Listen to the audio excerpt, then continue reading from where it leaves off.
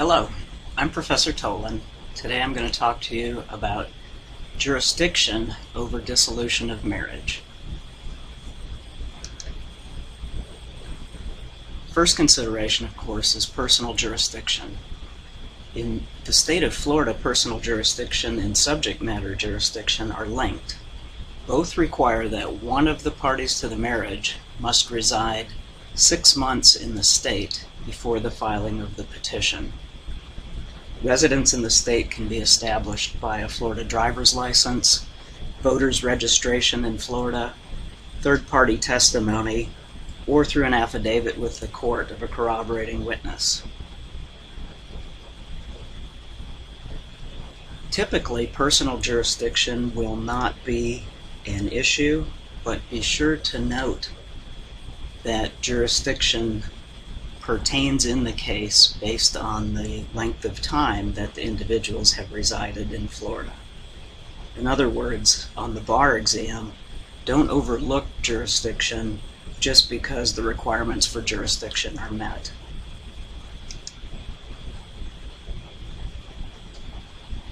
Oftentimes there will be one individual that resides in Florida and the other individual that's moved out of the state.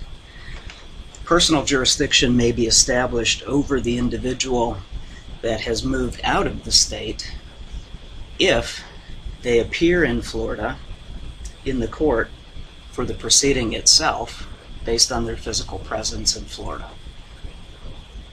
It may also be established by ownership of property in Florida. Finally, the Florida long-arm statute would operate if there are sufficient minimum contacts with Florida so that the case might proceed.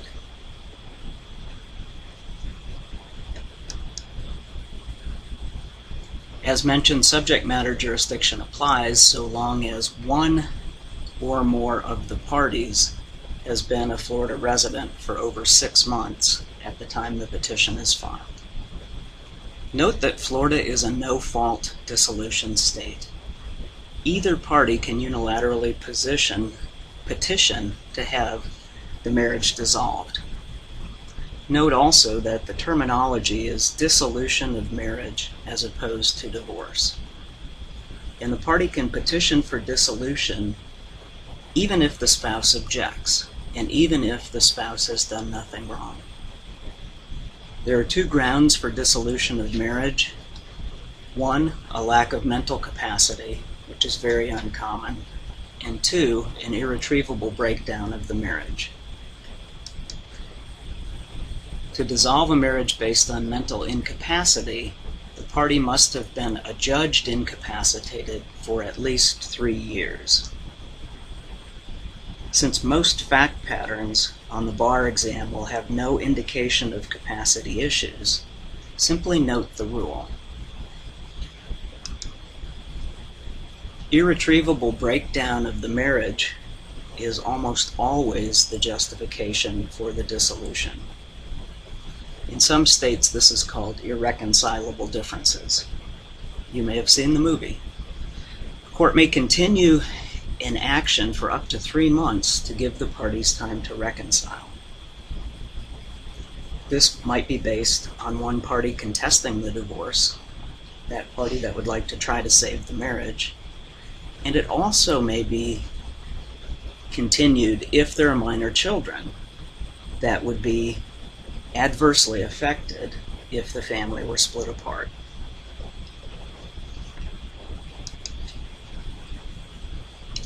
When one of the parties wants to save the marriage, the court may, but is not required to order counseling. In order to allow the parties to try to work things out, the court may delay the action, continue the action for up to 3 months. If one of the parties desires to try to continue the marriage, but the other party indicates a refusal to participate in any sort of counseling efforts, the court will not order counseling. In other words, the court will order counseling only if it appears that there is a chance of saving the marriage. If counseling succeeds, the petition for divorce can be withdrawn or dismissed. If it fails, the court proceeds with the dissolution. Jurisdiction over the children is governed by federal law. The Florida law implements the Uniform Child Custody Jurisdiction and Enforcement Act, UCCJEA. This act determines home state jurisdiction and is subject to the full faith and credit clause of the Constitution. The idea is that the states should not be fighting over jurisdiction, and the parties should not be able to manipulate jurisdiction to their advantage. In addition, a policy goal is to avoid abduction of the children by one parent to move to another state in order to try to avoid a divorce. Home state jurisdiction is defined as the state in which the child lived with a parent or a person acting as a parent for at least 6 consecutive months immediately before the proceeding. The key word here is consecutive. Notice the period must be uninterrupted. If an individual were to abduct a child and disappear to another jurisdiction for 1 or 2 months, that would not establish jurisdiction in the new state. For a child that's younger than 6 months of age, the state in which the child lived from the time of their birth will be the state of jurisdiction. A period of temporary absence of any of the mentioned persons is part of the 6 consecutive month period. Florida jurisdiction to modify a parenting plan exists anytime Florida is the home state of the child. When we talk about a parenting plan, remember the old terms were custody. So if there's a custody dispute, Florida has the authority to determine the custody of the child by virtue of the parenting plan. Timeshare is also known as visitation. It was formerly known as visitation. The court that has jurisdiction over the child has jurisdiction over both custody and visitation. If the child is absent from the state, but Florida was the child's home state within the past 6 months, and a parent or guardian continues to live in the state, Florida may continue to exercise jurisdiction over the parenting plan.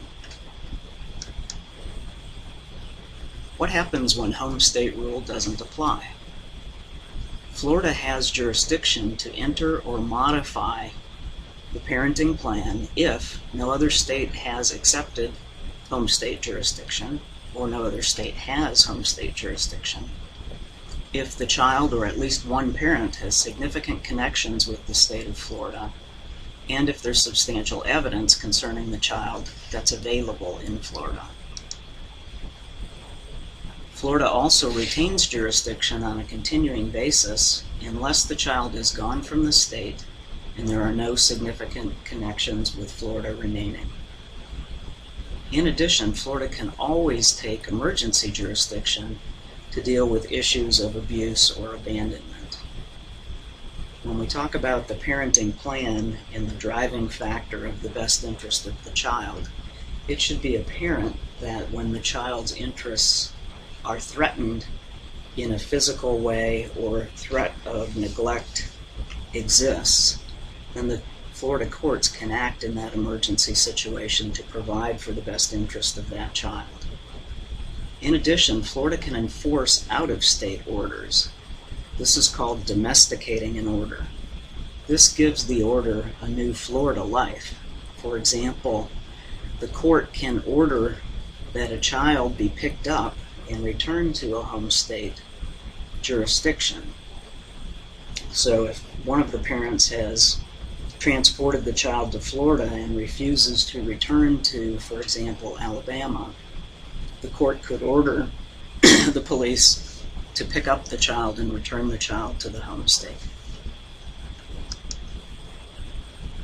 The final jurisdictional issue is venue. Florida law identifies the appropriate venue in the county where the parties, or at least one of them, currently resides. family court is in the county circuit court. The court acts as a court of chancery, which means that equity rules. Judges will decide each case on the circumstances of that case. So judges have tremendous discretion to do what's fair in determining the outcome of a case. In considering cases involving children, as I mentioned earlier, the best interest of the child will drive most of those determinations. So the judge's determination of what is in the best interest of the child will allow the judge tremendous latitude to act equitably, to do what's right and to do what's fair in the proceeding itself. Just as under federal law, there could be an inconvenient forum issue.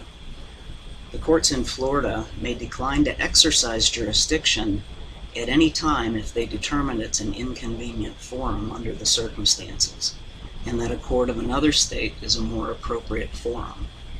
In that situation, the court would simply transfer venue to the court in the other state.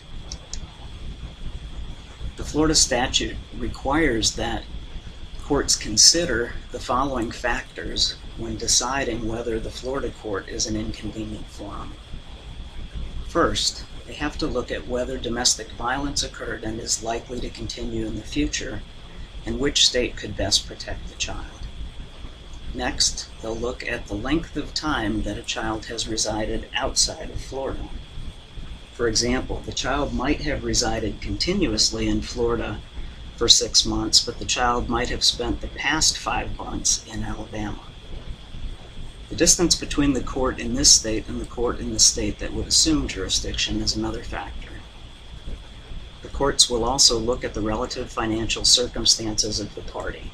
If it's too costly for the parties to maintain the proceeding in Florida, and it would be less costly to maintain the proceeding elsewhere, that factor would weigh in favor of transferring to the other court. The parties may agree to the jurisdiction that will apply to the petition for dissolution. That factor has to be given weight by the court, but is not a controlling factor. Courts will also consider the nature and location of the evidence, the ability of each court to decide the case expeditiously, and the familiarity of each court with the facts and issues. For example, a case that has been proceeding in Florida for several months and is near resolution will almost certainly result in the court retaining jurisdiction to decide the matter. This concludes the presentation.